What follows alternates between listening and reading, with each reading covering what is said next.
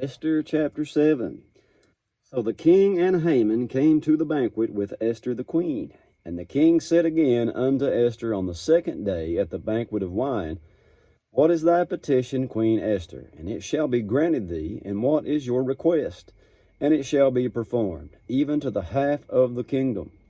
Then Esther the queen answered and said, I have found favor, if I have found favor in your sight, O king. And if it please the king, let my life be given me at my petition, and my people at my request. For we are sold, I and my people, to be destroyed, to be slain, and to perish. But if we had been sold for bondmen or bondwomen, I had held my tongue, although the enemy could not countervail the king's damage.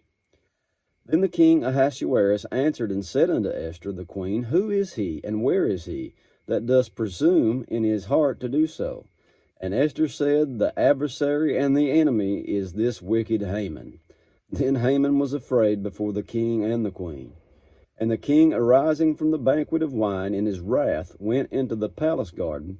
And Haman stood up to make request for his life to Esther the queen, for he saw that there was evil determined against him by the king. Then the king returned out of the palace garden into the place of the banquet of wine, and Haman was fallen upon the bed whereon Esther was. Then said the king, Will he force the queen also before me in the house?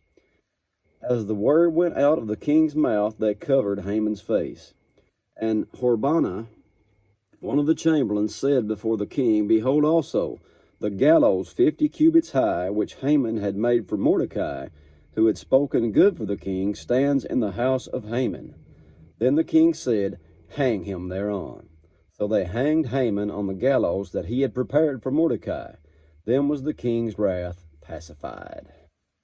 That's it for chapter 7. God bless you.